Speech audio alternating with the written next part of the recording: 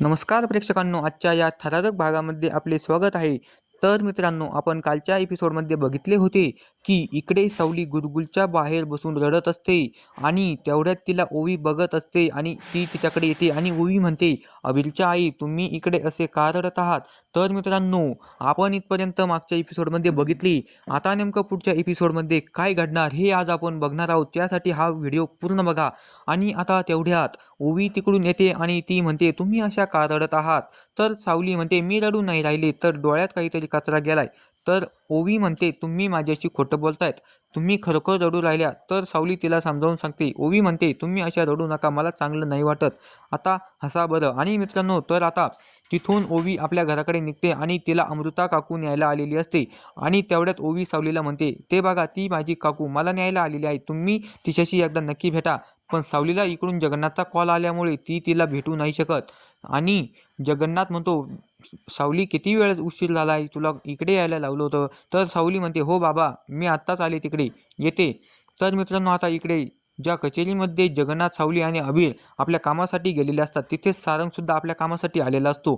सारंग आपल्या गाडीपाशी उभाच असतो. तेवढ्यात अबीरचं लक्ष सारंग सरकट जातं आणि सारंग बोलू लागतो.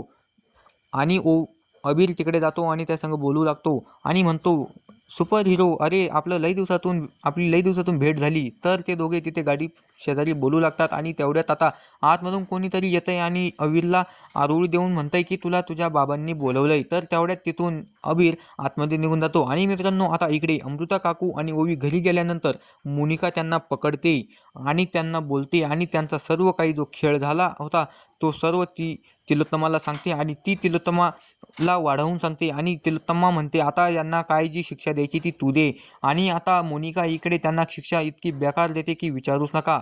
अमृताला आणि ओवीला मोनिका घराच्या बाहेर राहण्याची शिक्षा देते. आणि आता मित्रांनो, इकडे जगन्नाथ इकडे आपली सगळी जागा, गुरुकुलची जी जागा असते ती सगळी अबीरच्या नावावर करून देतो. आणि तेवढ्यात ते कचेरीमधून बाहेर जातच असतात. तर तेवढ्यात अबीर म्हणतो, मला आज माझा सुपर हिरो भेटला होता. तर जगन्नाथ म्हणतो, अरे कोण तो सुपर हिरो, मला सांग. तर तेवढ्यात अबीर सांगू लागतो की त्याने एकदा बघा त्या रतनला कसं वाजवलं होतं, तोच तो माझा सुपर हिरो. तर सावली म्हणते, पुढच्या वेळेस आल्यानंतर मला त्यांची मुलाखत करून दे. तर अबीर म्हणतो, हो. तर जगन्नाथ म्हणतो, आता चला घरी, की आपल्याला घरी जावं लागेल. मित्रांनो, आता नेमकं पुढे काय होणार, सारंग आणि सावली एकत्र येणार की नाही, आणि आता इकडे जी शिक्षा ओवीला आणि अमृताला मिळालेली असते, आता यावर सारंग आपलं काय मत मांडणार, की आता घरात होणार वाद, नेमकं काय घडतं हे सगळं बघण्यासाठी मित्रांनो आपल्या चॅनलला लगेच लाईक करा, सबस्क्राईब करा. आणि मित्रांनो, पुढील व्हिडिओ बघण्यासाठी आपल्या चॅनलला लगेच व्हिजिट करा. धन्यवाद.